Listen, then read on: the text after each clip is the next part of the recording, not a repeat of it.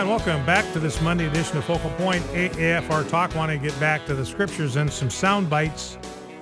Came across this story, and Jeff and Wesley and Rob, I want your input on this, because I know what my answer is. If I'm playing golf with you guys, I know exactly what my answer is, because I believe in playing by the rules. And if you're playing with me, the rule is going to be you got to play it as it lies.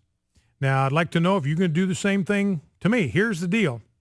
This is on a Florida golf course where these guys were by the 9th green. There's like a little pond there, and they found this golf ball sitting on top of the head of an alligator. So we don't know how it got there, but it got there somehow. Somebody hit it, winds up on the head of an alligator.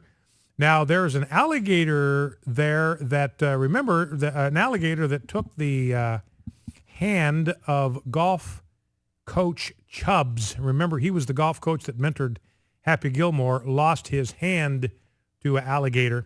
So I just want to know, Jeff, Rob, Wesley, we're out playing golf, lands on a gator's head, man. It is play it as it lies. I'm going to ask you to wade into the swamp and hit it out of there. Now, one other thing, I came across another story from the New York Daily News, and this also involves my production team as well. There is apparently a fair amount of distress out there in certain segments of the society that our nation is facing an imminent shortage of clowns.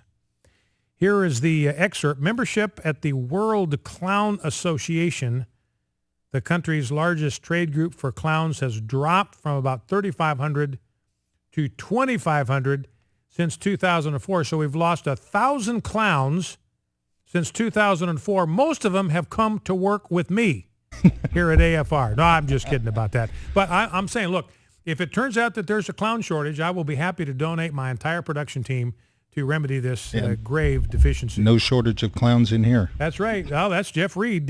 Was your mic on when you said that, Jeff? Yeah. It was on when you said that? Okay. Yeah. Well, so. And I'm kind of thinking about the alligator thing too. I mean, what if we put a little hamburger up on the green? Does that count? You mean to get the? Oh, well, I see what you're saying. Yeah. Kind of put some alligator bait up there. Yeah. Get the alligator to kind of crawl up out of the swamp and right up to the edge of the hole. Yeah. Rolls off the alligator's head and into the hole. I'm not seeing anything in the rule books against gator bait. Well, no, I'm not. And now you can see why Jeff identifies himself as a clown, because you got to be creative, you got to be innovative and all that. All right. Well, enough of that. Now I want to get back to the business that we were talking about in the first part of our program today on 1 Thessalonians 4. Going back to what Paul said, that this is the will of God. So this is God's will. This comes right from the heart and mind of God through Jesus Christ. That's where this standard is coming from, that you abstain from sexual immorality. And that means you get as far away from sexual immorality as you can. You don't place yourself in a situation where you're going to be tempted. You don't get as close to the edge as you can get without falling into the fire. You keep your distance from sexual immorality. And Paul says an interesting thing. He says that no one, and he's talking here about relationships, I believe, between single people. No one, he says, should transgress or wrong his brother in this matter. So he says, look, if you're a guy and you have a relationship with you're a single guy, you got a relationship with a single woman, and you engage in sexual intimacy with her, you are transgressing and wronging your brother. Now, why does he say that? He's saying that because the chances are very good is that girl you're involved with is gonna marry somebody else. Chances are good. Most relationships, most dating relationships don't go the distance. So if you have sex with somebody and you don't marry her, then you are having sex with somebody else's wife. It's sort of pre-marriage adultery, if you want to use the term. So Paul says, look, don't transgress, don't defraud your brother, don't take something that does not belong to you.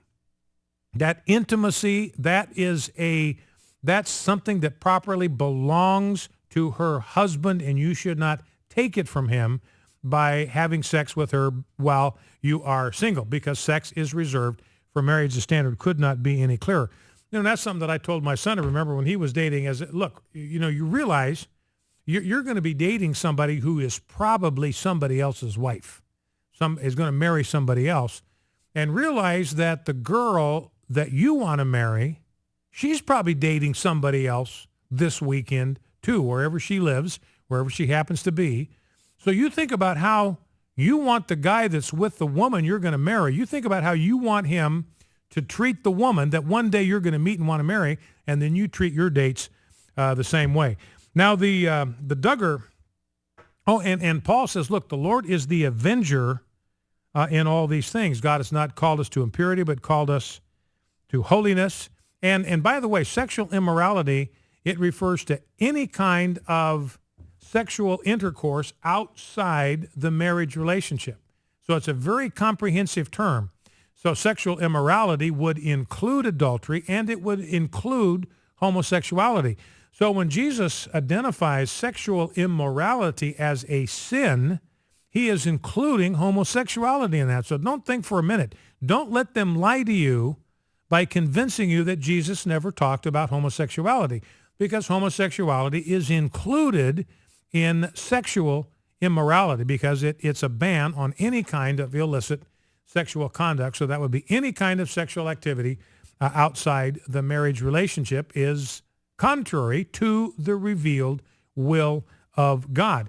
And then Paul just tacks it down at the end of this paragraph. He says, look, whoever disregards this teaching about human sexuality and intimacy and God's design for sexual expression disregards not man, but God, who gives the Holy Spirit to you. So that represents a direct rejection of the very revealed will and word of God. The word to disregard just means to set aside or to invalidate. Say, look, I see it. God's very clear. Abstain from sexual immorality. I'm just going to take that thing and I'm going to set it over here. I'm just basically going to lift it out of the scriptures. I'm going to take it out of its place, and I'm going to put it over here on the shelf and pay no more attention to it. Now, the Duggars, you're familiar with them. Got 19 kids, and the 4 daughters apparently have written a book. This is clip number 2. The 4 daughters have written a book on what they have learned from their parents, some of which has to do with courtship and dating. I'm just going to play about a 5 or 6 second clip here, and love to get your reactions to this. Here is Jana Duggar. She's asked on Fox and Friends this morning, asked questions about what they learned from their parents about dating and courtship. Here's what she had to say. Well, I think we're saving like hand-holding and that kind of stuff more for engagement, and we're saving our first kiss for our wedding day. All right, so that's what Jana Duggar says. She's dating somebody, got a picture of her with her, the guy that she's dating or courting, whatever term they happen to use, and she says, look, we're not even going to hold hands until we're engaged, and then we're not going to kiss until our wedding day. The first time we kiss is going to be on our wedding day. So I'd be curious what you think about that, standard, the standard that the Duggar girls are following. And again, I'm not even saying that's right for everybody. I'm not saying that everybody ought to do it this way. I'd like your reaction to that. This is clearly right for the Duggars. This is a standard they have set for themselves. And I'd like to know what you think about proper standards in the area of dating and marriage. And I know couples that have saved their first kiss for their wedding day. So anyway, I'd like to know what you think about that. Number to call if you want to join our conversation about all this is 888-589-8840, 888-589-8840. And speaking of the subject of marriage, Ben Carson spoke this weekend at the CPAC conference. And this is what Ben Carson had to say. Dr. Ben Carson, considered to be one of the possible contenders for the 2016 nomination for the Republican Party, very popular, loved by the Tea Party. And yet here is, and CPAC, and this was significant about, I want you to catch the reaction of the crowd here to what Ben Carson has to say, because about half, I think it's 49% of the attenders at CPAC are young, between 18 and 24, classic millennials. So almost half of the people that are in the audience here are young millennials. And given that, I want you to listen to their reaction. And so You know, there's pressure from the from the elites. You got to get away from these social issues because it's going to scare off the millennials. It's going to scare off the young people. They're libertarians. They don't want anybody telling them what to do. They don't want any of this abstain from sexual immorality nonsense. They don't want any of this sexes for marriage nonsense. Stay away from that. Don't even touch it. That's not where young people are at. But listen to Ben Carson as he speaks to these young people at CPAC and their reaction.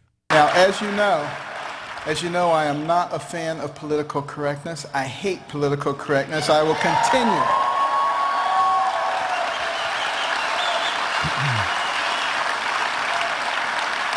I will continue to defy the PC police who have tried in many cases to shut me up. You know, I actually find them pretty amusing, you know. I mean, I still believe that marriage is between a man and a woman. And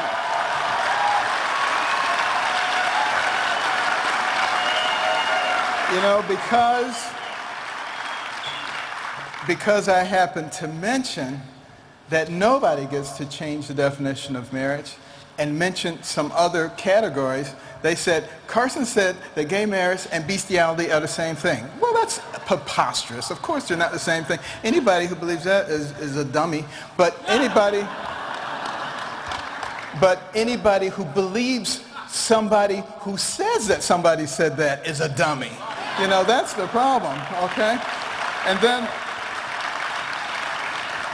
of course, gay people should have the same rights as everyone else, but they don't get extra rights. They don't get to redefine marriage. So that's Ben Carson, and what's significant to me is, did you hear the reaction from that crowd when he talked about marriage? I still believe that marriage is the union of a man and a woman. It lit the place up. Strong ovation from these young millennials. So I want to suggest to you, look, don't let them lie to you. Remember this moment. Remember the reaction of this young crowd at CPAC when Ben Carson said, look, they don't get to redefine marriage. Huge ovation. I still believe that marriage is a union of one man and one woman. Huge ovation. I'm not going to let them shut me up. I despise political correctness. Huge ovation. So don't let them tell you that socially conservative issues are not winning issues among millennials. They are. A lot of them are the victims of divorce with their parents. They want something better for themselves. They want something better for their children. It's a winning issue for millennials. Focal Point AFR Talk. Be right back.